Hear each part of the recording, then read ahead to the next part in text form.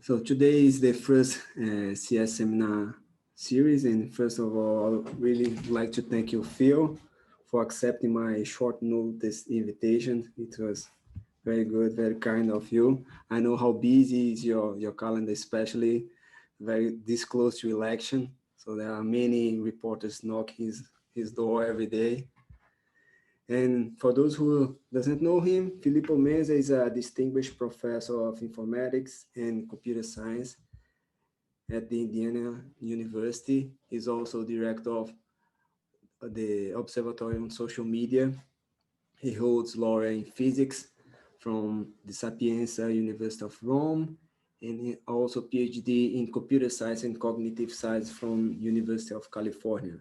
His research spans web and social science, and also computation social science, science of science, and modeling complex information networks.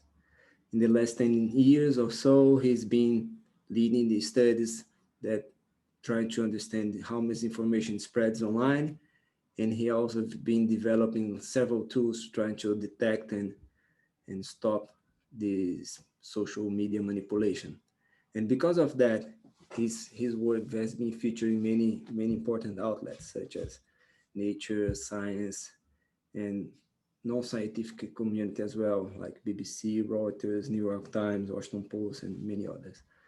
Maybe one of great indicator of his success is he was targeted himself by a manipulation campaign, but that's a little bit of spoil. I think he will talk about that soon. So Phil, thank you again.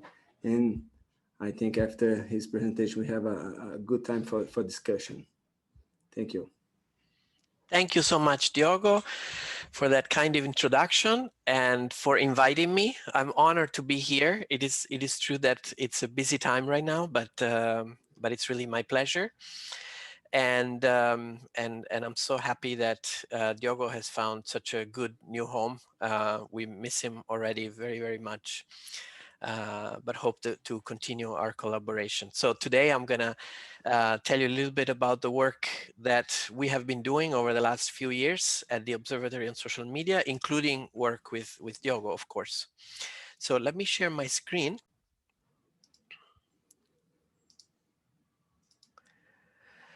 Okay, so you can see that I have a clickbait title to this talk. So that's in the theme of misinformation. But I'm actually going to stick with it. So the overview that I'm going to give you is centered around four different themes, four different ways in which social media actually make us vulnerable to manipulation. So number 4, echo chambers. So as Diogo was saying just a moment ago, a few years ago, we were the target of a disinformation campaign.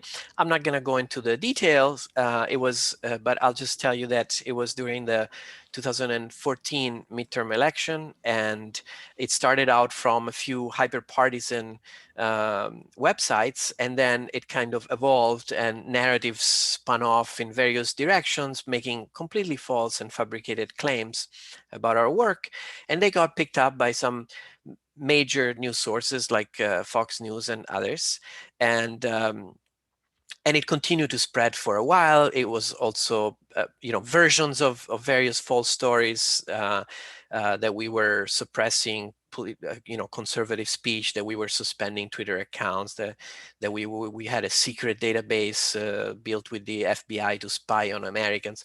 All these weird stories were embellished and evolved over time as they went from mainstream media to Congress. There was an official investigation by Congress, to fake news sources like InfoWars, and to Russian misinformation sources, including Russia Today and Sputnik and so on. So of course, in parallel with these, let's say, traditional media sources, there was a huge amount of conversations about this. So these false claims were spreading online, and this is just a very small sample of the kind of stuff that was going around. We trended on Twitter. There were memes. You can see some of them here, and so on. So of course, because we were actually studying the spread of misinformation online, we looked at the network of people who were spreading the these false claims on Twitter. And this is a picture of a piece of this network. In these diffusion networks, nodes represent Twitter users, and links represent how a particular piece of information is transferred from one person to another, for example, through a retweet. And in this particular case, you can see that some of the links are yellow. Those are actually cases where fact-checking information that was readily available, the stories were debunked right away from reputable sources like Science magazine, for example. And so some of those were shared as well. You can see the yellow links here. So we wanted to see how this conversation or these spreading patterns of misinformation and fact-checking were situated within the conversations that were happening at that time about the elections, about the US elections. So here is a picture of a snapshot of a piece of a portion of the conversations during that time in the fall of 2014, retweets about the elections. And not surprisingly, the conversation was quite polarized. This is what we have observing ever since we've studied these kinds of echo chambers on Twitter in 2010. Republicans tend to retweet other Republicans, Democrats tend to retweet other Democrats, and there is very little cross spreading. There is some name calling, but not really spreading of information between these two groups. And so these purple nodes here are basically the nodes in the network that I showed you before. These were the people who were sharing links to these false claims about our research. And then in the left, it's hard to see, but there are a couple of little orange nodes here. If you can see them, those were actually nodes that were sharing the debunking information, the articles from Columbia Journalism Report and Science, that were explaining that in fact we were not involved in any of these things that were being claimed.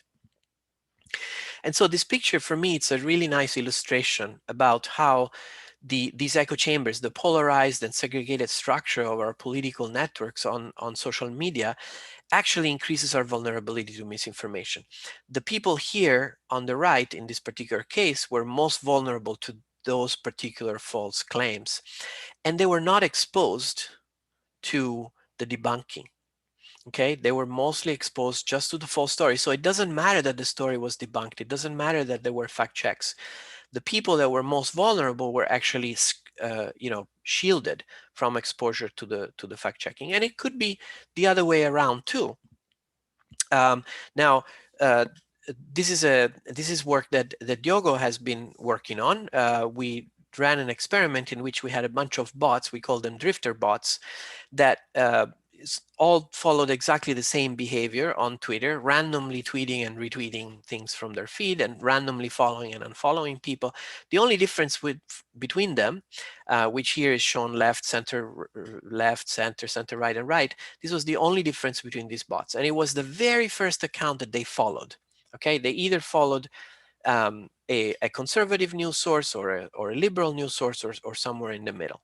And that was the one difference between these. And then we measured over time their exposure to links to articles from low credibility sources. And this picture is very similar to the one that I showed you before.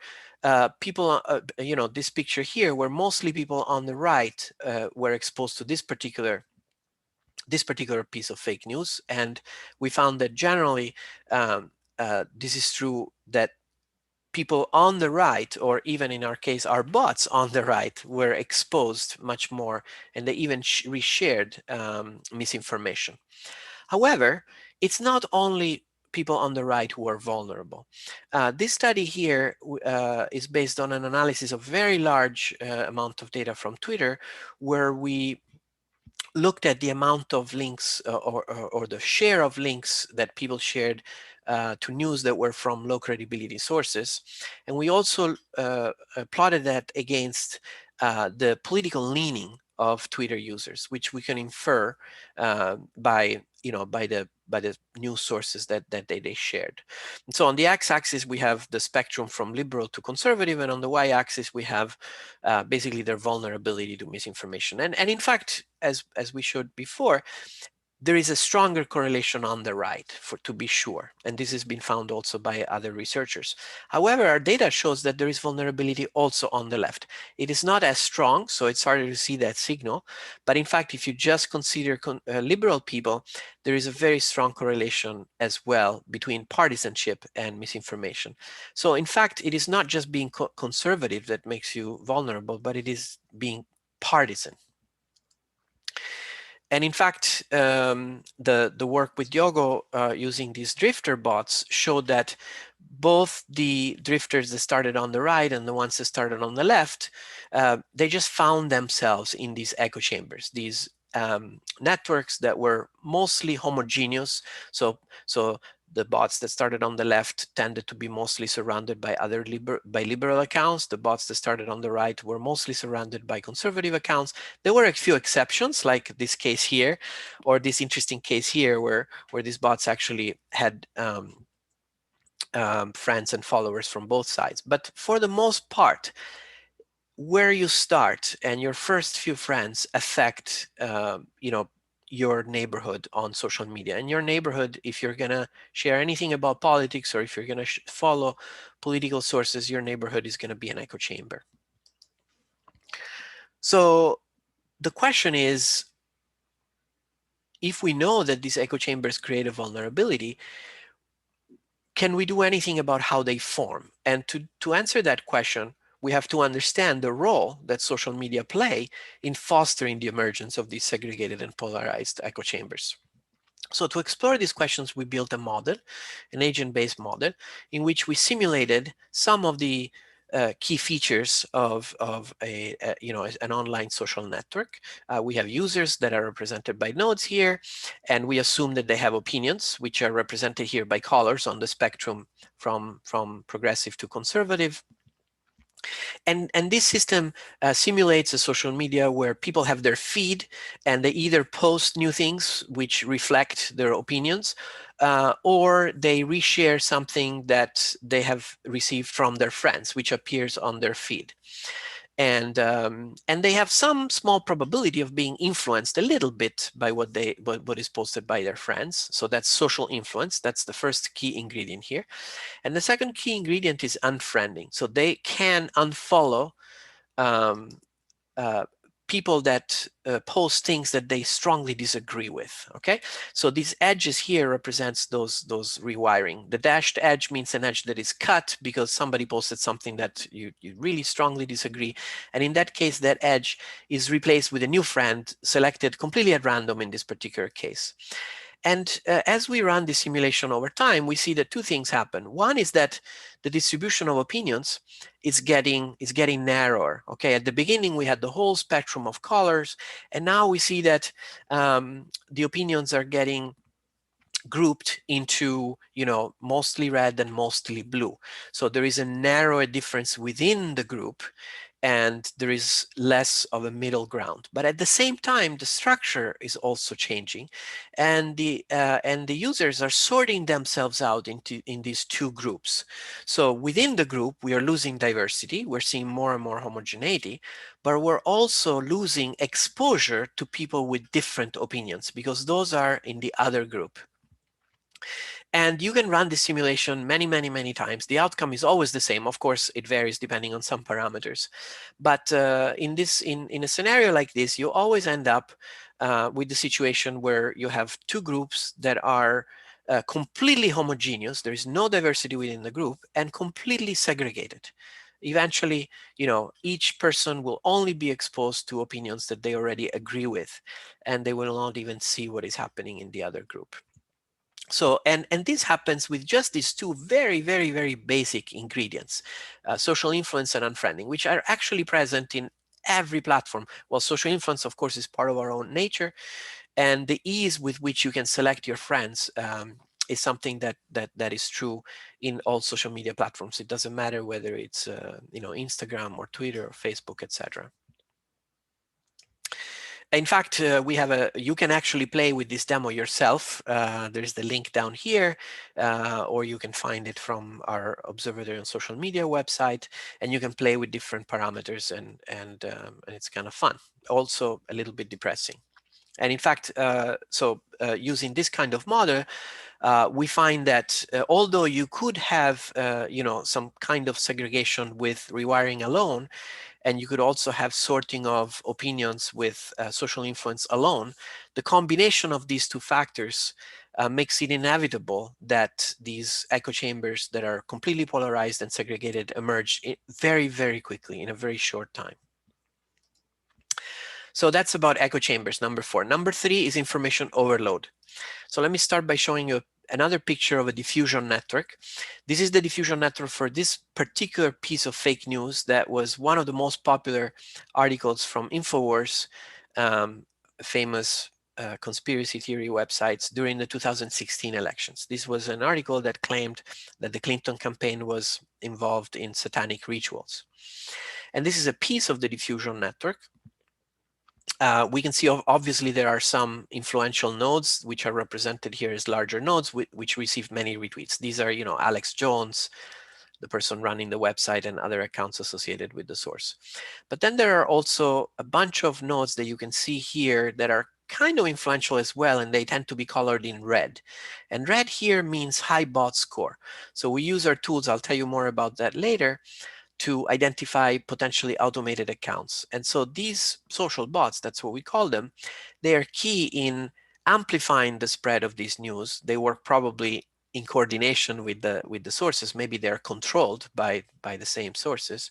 And a lot of human users are exposed to this fake news through these accounts. And then these humans retweet them. So I'm going to come back to this point later when I tell you about social bots.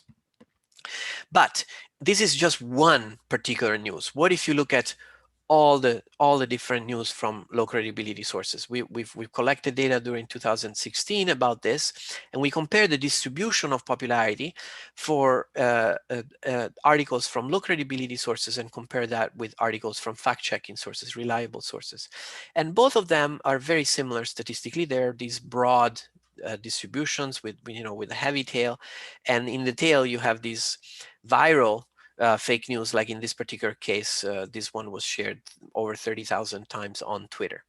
But the shapes of the distributions are very, very similar. So what this means is that low credibility information has just as much chance, and in fact, actually even greater chance to go viral than reliable sources. And other researchers have found the same results.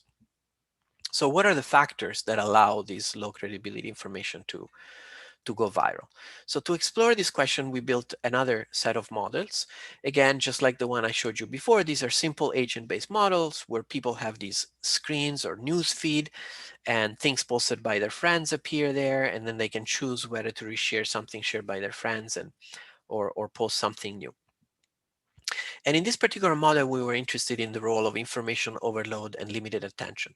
Limited attention here means that you get a lot of stuff that is posted by your friends, but you only look at some portion of it, okay? The probabilities that you look at many of the things in your feed decreases as you go on. So at some point you stop.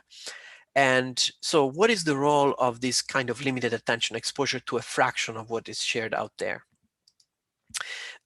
So we found that actually this factor of limited attention, together with the actual structure of the social network, which, as we know, has features such as hubs and high clustering coefficient and so on.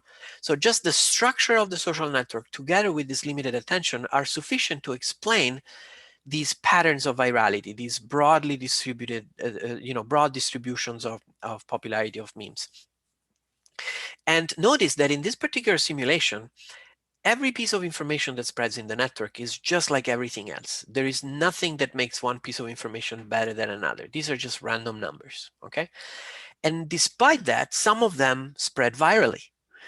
And so obviously you cannot say that what is spreading virally is better than what is not going viral, because everything is the same. So this says that inevitably some things will go viral on social media, irrespective of their quality. You might say, okay, but this is not realistic, because in the real world, people actually prefer to share, high quality things. If I know that something is false, I won't share it. I will try to pay attention to things that are reliable and so on. So we added this ingredient in the model, in another version of the model, where the probability of sharing or resharing a meme that you see posted in your feed by your friends is proportional to the quality of these memes. And in this case, we simulate this quality. We assume that each meme is associated with a number that we call quality. And so we want to now see if there is a correlation between quality and popularity. Are better memes, are the best ideas more likely to win and to spread virally? And what we find is that it depends. It depends on the relationship between information overload and user attention.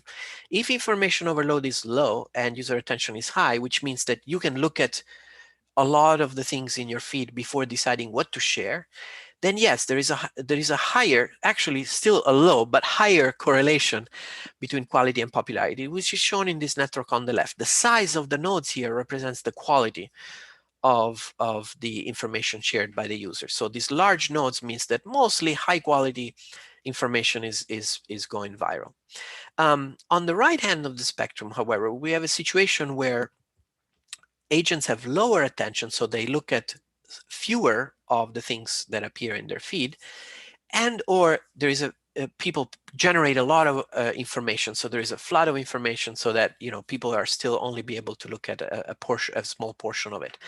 And in this case, we observe a lot of these little nodes. This means that a lot of low quality information, junk basically, spreads in the network and goes viral. So even if people prefer, can recognize good quality and they prefer to share good quality, just the fact that they have limited attention will mean that a lot of low quality information will go viral. So information overload also creates a vulnerability. Number two is platform bias. So during the study that I mentioned earlier with Diogo, we looked at the kind of information that these bots were receiving in their feed and also what they were producing themselves. And we noticed that the bots that started from the left kind of shifted over time towards the center. And the bots that started from the right actually stayed mostly on the right. So this seems to be a bias, right? Because again, these drifters are all identical. Their behaviors is exactly the same. So why do the ones that start on the left move towards the right? And so we explore two possibilities. One, well, we know that it's not bias of the bots themselves. So one option is, oh, sorry, let me go back, is that the platform itself has bias, and we did not find evidence of that. And so the reason is that the environment itself made by other users and their uneven patterns of behaviors on the web, such as presence of bots and partisanship and sharing of information from low credibility sources and so on, that affected this drift. Okay, so this is one kind of bias would be political bias, but there are other kinds of bias that also may play a role, and one of them is engagement bias. So we know that platforms rank things on your feed, and things that have more engagement and that are more popular, especially among your friends, they're more likely to be shown to you. And this is done because popularity is an easy signal for platforms to pick up. And the idea is that if people share something, there must be something good about it. Basically, this is the idea of the wisdom of the crowds, right? And so we wanted to explore what the effect of that would be, assuming that you have a system like the ones that we described, where you have a network and people see things that are ranked by the platforms now, and they are likely to see some portion of them based on their limited attention. And how does the fact that platforms use popularity in ranking these items, and how does that affect the quality of information in the system? All right, so the color in this plot represents the average quality of the memes of the information that is spread in the system. Yellow is better. And on the x-axis, we have this popularity or engagement bias, okay? How much platforms use the popularity of a meme to choose to decide its ranking versus the actual quality of this piece of information. And then on the y-axis, we have attention. which I described before, the likelihood that people look at more objects in their feed. And you see that, in fact, there is a narrow range of attention in which some amount of popularity bias helps the overall quality of the system right here, right? So this is the demonstration of the wisdom of the crowd. This is a circumstance, a settings, a regime in which the use of popularity to some extent helps pick up quality information early on. But if you actually then pay too much attention to popularity, then actually this effect goes away and the quality actually decreases. However, except in this narrow range, in general, we can see that the more popularity bias there is in the algorithm, the lower the average quality of the memes in the system. So this suggests that, you know, the use of engagement in ranking algorithms can have negative consequences on the information to which we are exposed. And this is in agreement with other studies, you know, like the famous Music Lab study that have shown how you know, emphasis on popularity can alter assessments of quality in a social system. But that's from the perspective of the platforms. What about ourselves? Because we are also exposed to these engagement signals by the platforms, right? Facebook and Twitter tell us how many people have shared something, or this is trending, or how many people have liked or commented on this post. And actually, we pay attention to those signals. We can't help it. So we built an app called Fakey. You can actually play with it at this link here. You can run it on your in the web or on your mobile phones. And it mimics the news feed that you get from Facebook or Twitter, for example. You see news, current news, both from mainstream sources and from low credibility sources. And it's a game. You have to decide whether to share or like or flag something for fact checking. And you get points for doing the right thing, which is, sharing information from reliable sources and flagging for fact checking things that are not so believable. But in this app, we control this factor. We show people how many, and this is a control experiment. So this is actually a variable that we manipulate. And we tell them how many people have shared something. And then we looked at, how that affects the actions that people take. And let's focus on just low credibility sources for now. And it turns out that the more people believe that some news item has high engagement, that it has been liked or shared by many people, the more they're likely to share it. Again, this is low credibility articles. And furthermore, the more they believe that something has high engagement, the less likely they are to fact check these low credibility articles. So just mere exposure to these signals make us vulnerable to misinformation. And so, popularity bias itself may have an effect on quality, both from the perspective of the ranking algorithms of the platforms and from the perspective of how it affects our own behaviors. And finally, number one, manipulation. And this is something that our lab has been focused on for many years. We've been studying social bots basically since 2010. These pictures are the very first diffusion networks that we built back in 2010 when we wanted to look at whether there was some manipulation, some AstroTurf, some fake grassroots campaigns on Twitter around the elections. And so when we got a picture like this on the right-hand side, where these nodes are Twitter accounts and edges represent orange edges represent mentions and blue edges represent retweets. And we thought that there was a bug in our code. We saw this edge here, this fat edge. We were sure that this was a mistake. But when we looked at the data, it turned out not to be a mistake, because the thickness of the edge here is proportional to how many times two accounts retweet each other. And these two accounts here retweeted each other tens of thousands of times in a brief period of time.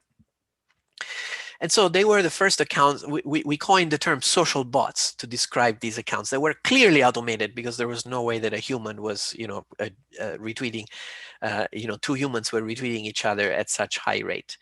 And that's where the term social bots came up. And in fact, these two bots were designed to support this account, which was a candidate. And so they were mentioning this candidate and posting information, positive information about this article, or negative, this candidate, or negative information about this candidate's opponent. And by tweeting each other, they were able to make this information go trending on Twitter.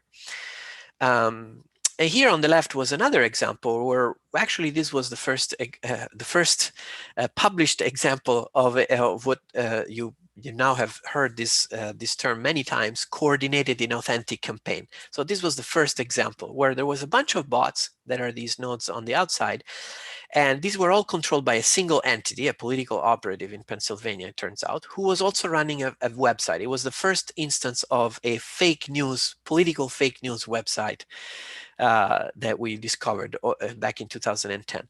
And what these accounts were doing, they were fake churches. They looked like they were accounts associated with churches, but they were non-existing churches. They were fake.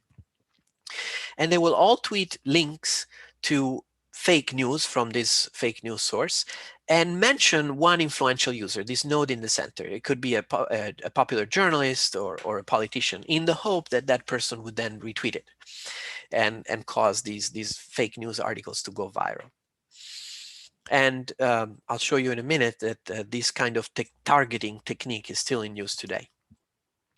So forward to 2016, and we collected a lot of data about sharing of all links from a large number of low credibility sources and fact-checking sources.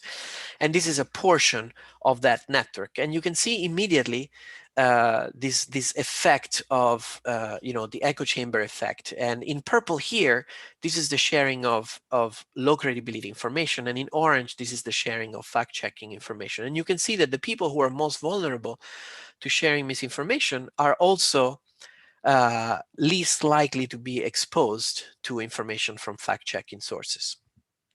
Not only that, but when you zoom into the core of this misinformation network, you also observe a larger and larger presence of suspicious accounts that likely use automation, of social bots.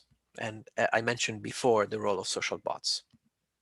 So let's see more about that. And in fact, even still now, we find we measured the exposure to social bots by these drifter bots in the project with Diogo, and all of these bots, had bots followers.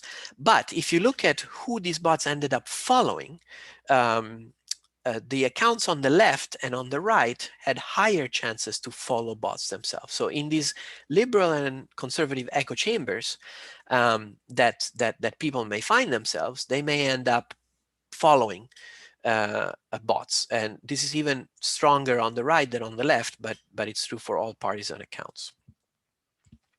So what do these bots do?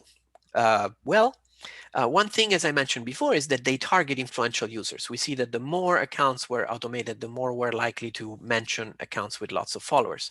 Let me show you one example here. This yellow node was a bot that systematically, over a period of time, again, this was around the 2016 election, would reply to tweets from news sources like CNN, Fox News, BBC, CNN, New York Times, etc., which mentioned Donald Trump. Okay, and so the reply would have a link to a false news article, which is the one that you see at the top here: 3 million votes in presidential elections cast by illegal aliens. This was the false claims that the reason why Trump lost the popular vote in the US was, this was right after the election, was because of illegal immigrants voting. This was completely fabricated news. It was posted by InfoWars, and its source was a Twitter account, an anonymous Twitter account, which had been already actually deleted by Twitter for violation of terms of service. So it was something with, just out of thin air. But this bot kept posting links to it and mentioning Donald Trump. And so the purpose obviously was to expose Donald Trump to this article, and that's what this very thick red line represents here. These red lines here represent mentions, and you can see that this account was constantly mentioned Donald Trump. In fact, sometime later, Donald Trump actually claimed this to be true and said that he read it in the news, but really the only source that had published this claim was InfoWars. So targeting is one thing that these bots can do. Another thing that they do is that they act uh, very, very early, obviously in coordination with the sources. So when you look at some fake news that is spreading virally, it's hard to see their effect. But what we could do with our data is we could rewind and see what was happening in the first few seconds after a link to a low credibility article was posted. And in those first few seconds, really less than 10 seconds, we could see that the accounts that were retweeting those news were highly automated. And so that's what you can do. Probably these accounts are, like I said before, controlled by the fake news source itself, and they retweet these links, and that's how many users, human users, are then exposed to them. Now, if you wait longer, you really don't notice that because by the time that something is viral, most of the people who are sharing that are actual humans. And another thing that bots can do is just flood the network with crap. Actually, Bannon was quoted by saying that his strategy was to flood the network with shit. So this is a quote, end quote. And so we see that these bots really do that. We see that the same account can share the same link to the same fake news articles thousands of times. What is the effect on humans? Well, if you look at retweets of these low credibility articles, it turns out here on the x-axis we show the bot score of the account that is retweeting, and on the y-axis the original account that posted. So if we look at who is retweeting, mostly they're humans. Okay, humans are doing the great share of the retweeting, not bots. But let's focus now on those humans and let's see who they retweet. And you see that they retweet other humans, but they also retweet bots. So this is one way in which bots can have an impact. They can get humans to retweet low credibility information. And this is still happening today. This is a recent analysis. And in this case, we were looking at misinformation about COVID, coronavirus. And we find that misinformation was as prevalent as information from reliable sources like the CDC. And in particular, information from low credibility sites was mostly retweeted by accounts with high bot score. And of course, we don't observe that pattern with articles from credible sources about the coronavirus. Here is another example that is from several years ago, where we looked at the first time the role of bots in spreading information about health. This was focused on vaccines. It was during the debate about policies about requiring children to be vaccinated. There was a law in California that was being discussed about this policy. And we saw that these large red accounts, these were likely bots that played a strong role in participating in the debate about vaccination policies. And then other researchers later looked at this data themselves and also determined that some of these bot accounts were actually run by IRA in Russia. So we also used our models to explore how bots through this flooding technique could affect the quality of information in the system. So these gray nodes are humans, the yellow nodes are bots.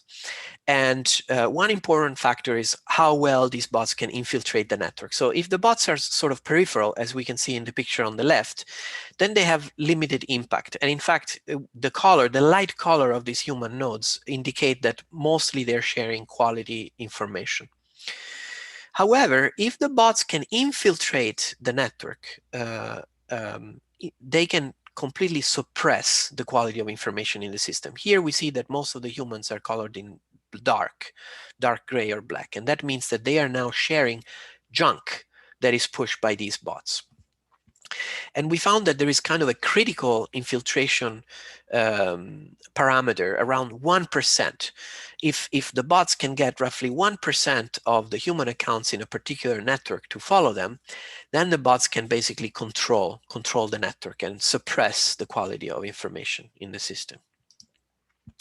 All right, so we've talked about bots, but bots are not the only way that that social media can be manipulated. So here's one example. This is also work with Diogo.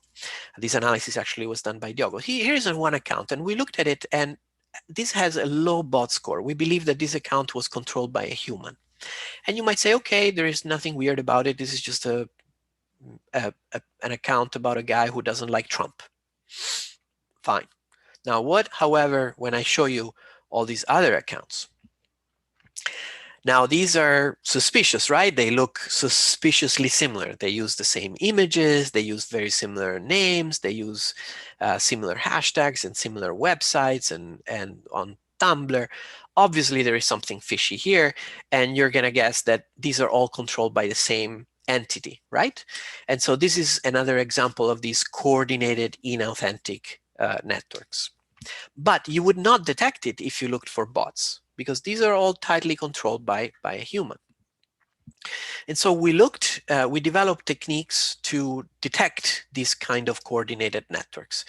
Here, for example, Diogo looked at accounts that would coordinate by sharing handles, Twitter handles. And this is a technique that can be used to evade detection of abuse by Twitter. So each of these clusters in these networks are accounts that rotate and share Twitter handles among themselves. So one of these little ones is the one that I showed you earlier.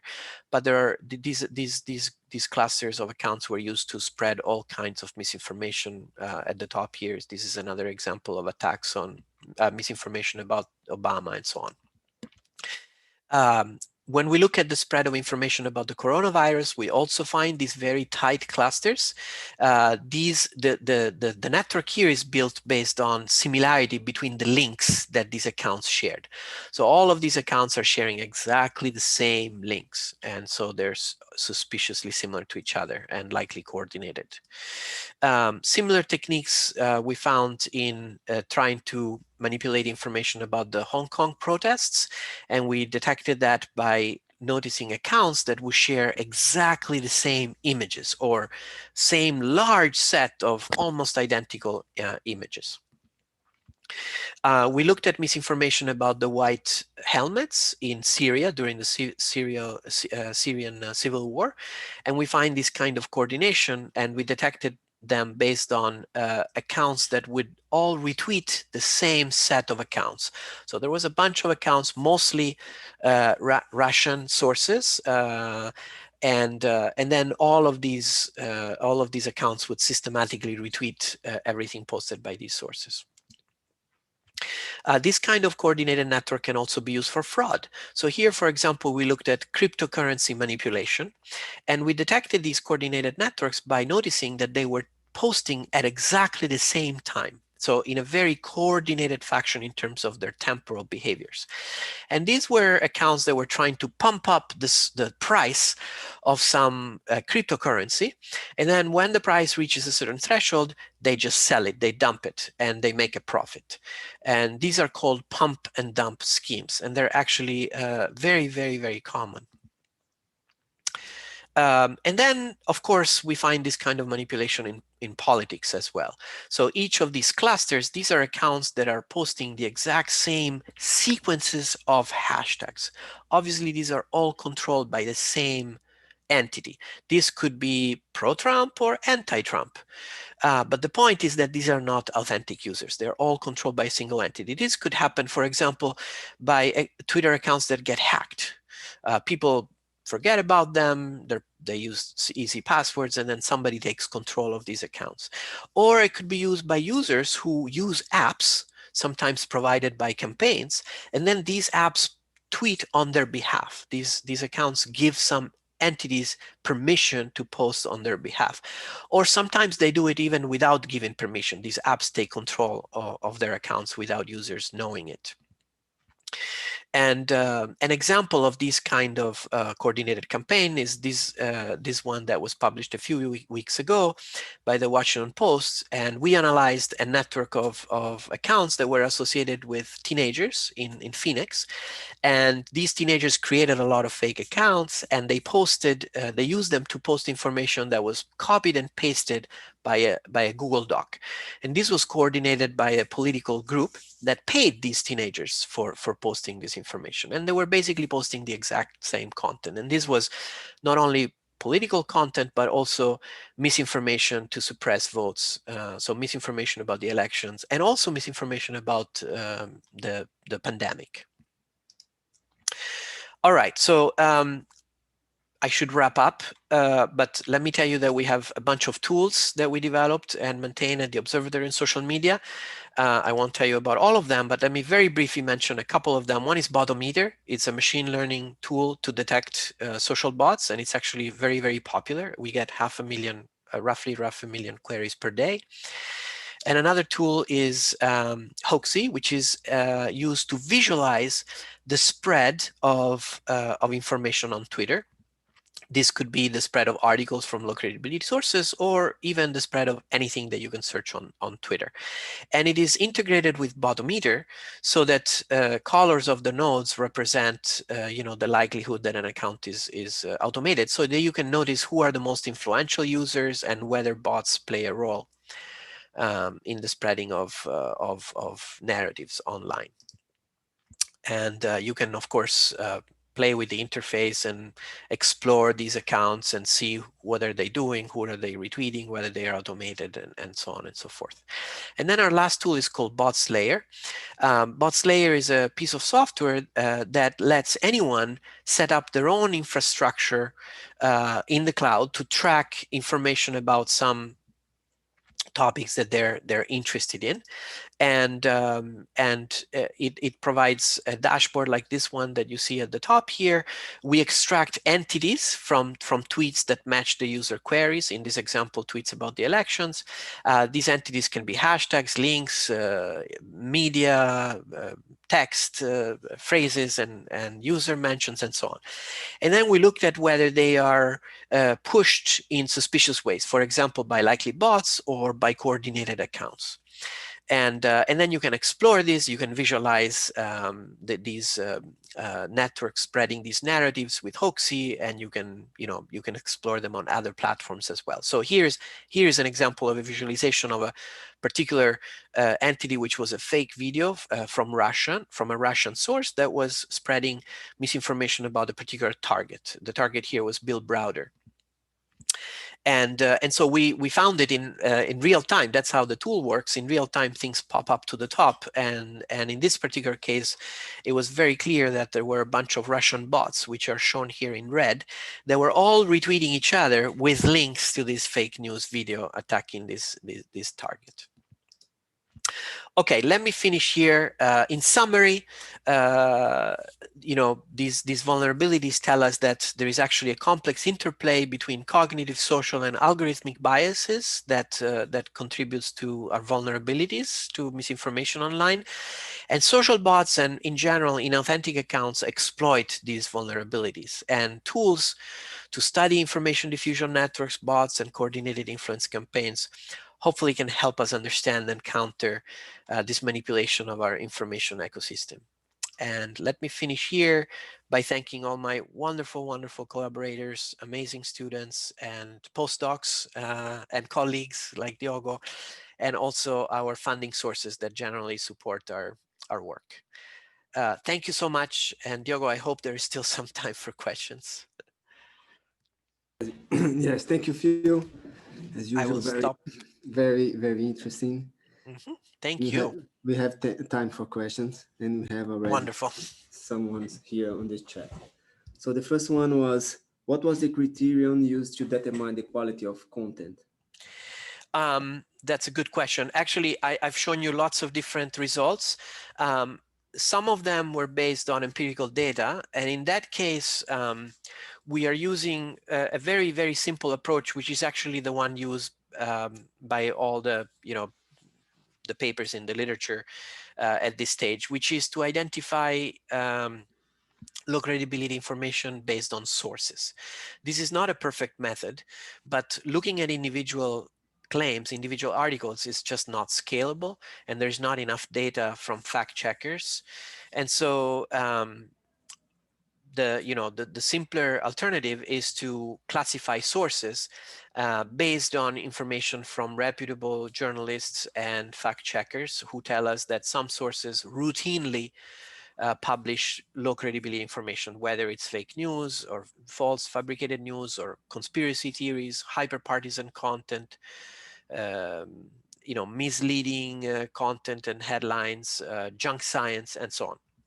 Now, the method is not perfect because occasionally those low credibility sources might also publish reliable news. For example, they often cut and paste articles from mainstream news, but they do it in a selective way. For example, by only copying and pasting articles that fit a certain narrative. So even if the information on its face is accurate, it is within a context of misleading narratives. And likewise, there may be other sources that are also low quality, and occasionally even mainstream sources make mistakes and publish inaccurate information, although usually they correct them. So it is not a perfect method, but it allows us to do, to large scale analysis. And then some of the results that I was showing you were based on models. And in these models, of course, we make it up, right? So we can just assume that each item has a certain quality, and we can draw this quality from a distribution. And so in this case, this is just a number that represents quality, but that's an ingredient of our own model. And that could represent anything. It could mean reliability, accuracy, or anything that you want. The next one from James is, how are you rating the political leaning of a particular source and the accuracy of its contents? So the second part I've already answered. The accuracy of the content usually comes from labeling sources based on assessments from experts, whether these experts are fact-checking sources or reputable sources. And there are now multiple resources that provide these kind of lists of low credibility information. Some of them are commercial. Some of them are freely accessible. One free such source is called IFI News, IFI.news. You can find it yourself. And there is several sources that publish these lists. The first part of the question is, how do we do the rating of political leaning? And there are different methods that can be used for this. One is to look at the sources that users share. And we have labels for political leaning of sources from some journalistic sources. For example, there is one called Media Bias Fact Check, and there are others that give us scores for the political bias of news sources in the US, for example. And then we could transfer those labels to the users based on the mix of sources that users share. There is also data from Facebook that that attributed political scores to sources based on the users who share those sources and the self-declaration of political leaning of those users. So there is some differences between these different methodologies, but the differences are not huge. Usually we get pretty reliable signals about whether people are, on the left or on the right, and same for sources. There is also another method that we used in the paper with Diogo, which was based on hashtags. We can also assess the political leaning of a user by looking at the mix of hashtags that they use, and we could assign political scores to hashtags, again, based on who shares them and so on. So there's different methods that can be used for that. And generally they're pretty consistent with each other, fortunately. Sorry, Diogo. No, Ana Ramarillo has a question. So regarding the cognitive bias of the bot, can real information and high quality information replicate the network behavior of fake news as a counterforce? Um, so I'm not totally sure I understand the question. Are you asking, and please feel free to speak if you're allowed. Are you asking whether we could use bots to amplify the high reputable sources? So Hi, Filippo. Thank hi, you so much for the talk. thank Wasn't you. Yeah, I was thinking like if a high quality information can learn from this low quality information, like to be also replicated as a counterforce. Or Okay, so yeah. basically, if the good guys, let's say, reputable sources, should use the same technique, manipulation technique used by the bad guys. I hope not, honestly. I I, I do get asked this question quite a bit, and um, occasionally we use bots to study what is happening, as in the case of the drifter bots that I mentioned. But I think that it would be a very slippery ethical slope if we started to use bots to that were deceptive in some sense, to try to influence people, even if it's for a good reason. However, there may be uses that are more ethical. For example, accounts that identify themselves clearly as being automated, which could be perhaps be used to nudge people or remind them that they might be exposed to low credibility information. And so this is an area that is beginning to be explored, and it could be something interesting to study. Platforms, for example, right now, Twitter, in the last few days before the elections, is using some nudging, and Facebook is as well. They are posting some reliable information about, for example, about voting in the US, or about the coronavirus, and attaching it somehow automatically to tweets that are about those topics. You could imagine these as being bots. They're not really bots, they're just modifications of the platform itself, but it happens completely automatically, driven by an algorithm that recognizes the topic of a post and then attaches a message to it.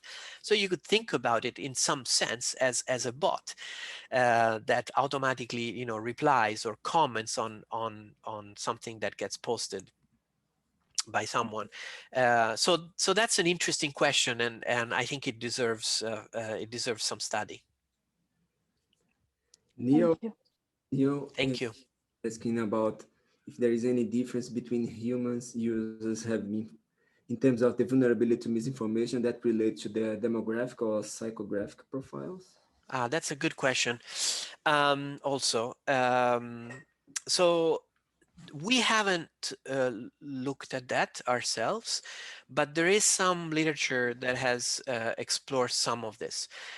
One feature, so first of all, I've mentioned before the effect that, for example, political bias could play a role, right? So conservatives right now seem to be more vulnerable than liberals, although, as I said, partisans on both sides can be vulnerable. Another factor, which is more along the demographic lines that you asked about, is age. And our colleagues at Northeastern, Near Greenberg, David Lazar, and others have a paper in which they found that older people are more vulnerable, more likely to share links to low credibility sources. And I believe that this finding has been replicated by others as well. So I think it's pretty robust. Older people are more vulnerable. In terms of psychographic, I cannot point to a concrete paper, but I have seen a lot of white papers and a lot of discussion about trying to see whether there is a link between these kind of psychographic profiles and vulnerability. For example, a well-known effect um, uh, is an emotional type of response that make people vulnerable is fear, and another one is uncertainty. And this is forever, politicians have used fear to manipulate people, right? Creating an enemy, and then writing, making people worried about that, and then taking a leadership role in fighting against this enemy. And sometimes the enemy is real, and sometimes the enemy is made up. And so we see often minorities that are targeted and accused of bad stuff. And a lot of disinformation campaigns are based on these kind of narratives. For example, attacks against immigrants, or attacks against minorities, or attacks against gay people or whatever. And often these disinformation campaigns are designed in order to make people afraid, and with false claims that these groups are doing terrible things. And so there are some results now. I would have to follow up about the link, but I remember recently I saw a talk presenting work that showed that these kind of moral judgments, association of morally reprehensible behaviors with particular minority groups being targeted, makes it more likely that people are going to believe misinformation about these groups. And then occasionally that can also lead to hate speech, or even hateful actions by people who believe that these minorities are are behaving in a morally wrong way. So I do believe that it's quite likely that there are certain types of psychographic profiles, or kind of emotional type of cognitive biases that create vulnerabilities. Okay, so thank you, Phil. I think the last question, because we are already over. Oh, okay. I want you to make a question. So we seen a lot of recent discussions after the movie The Social Dilemma, and a lot of people are blaming, or finally seeing that the power that the platform have.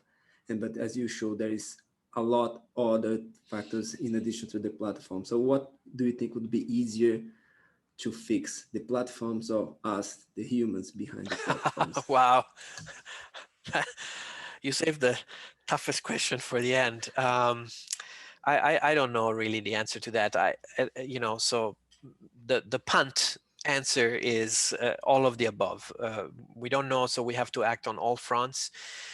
Certainly, news literacy, information literacy is important, and even children in school should be trained about how they can be manipulated, how they're vulnerable, what are their own cognitive biases, and they should pay attention to the trustworthiness of a source. Right now, currently, at least in the United States, the news environment is not a very healthy one. A lot of local news sources are going out of business. They're being replaced by pink slime sources, which are really fake and run by political organizations, making it look like their news. A lot of journalists go out of a job, and sometimes reputable sources have to rely on ad income so heavily that their websites look just like the fake news websites, overloaded with ads. And it's no surprise that people can tell a reputable sources from a fake one. So certainly news literacy plays an important role, but probably by itself is not sufficient. The fact that platforms can be manipulated so easily, certainly something that needs attention. And I'm happy that the platforms seem to be slowly, sometimes reluctantly, but seem to be moving in the direction of openness, to transparency, and to some policing of their platform, and the acknowledgement that information can be harmful, and that freedom of speech has limits. And unlimited freedom of speech means that you can create fake accounts, you can flood the network with misinformation, and the end result of that is that you are suppressing other people's speech. So the old wisdom of the best way to fight bad speech is more speech is not really true in an environment where you can create unlimited amount of fake inauthentic people, persona, and information with zero cost or near zero cost. So I do believe that platforms have to step up their efforts to police their platforms, and we probably need laws, regulations to help them do that, to create guidelines so that they can do this without being accused of political censorship, and so that their algorithms are transparent and there is no danger of actual censorship, which is certainly something that we must be, very wary and aware and careful about. So we need to work on all fronts. Yeah, so we have a new version. Don't accept candies from stranger. Don't share information from strangers, right? That's a good one. I like that, Diogo. I'll steal that. I'll repeat that. That's a very good one. Okay, Phil, thank you so much. And just to let you know, and all the others, we edit this recording and we'll put available on YouTube for everyone else. If you think this might be helpful from them, please share. It was a pleasure. Wonderful. Thank you. you so much for having me, and thanks everybody. Thank you. Just for the records, we have almost 70 people almost throughout the time. So very good attendance. That's wonderful. Thank you so much. Thanks everybody. Thank you. Bye-bye. Bye-bye.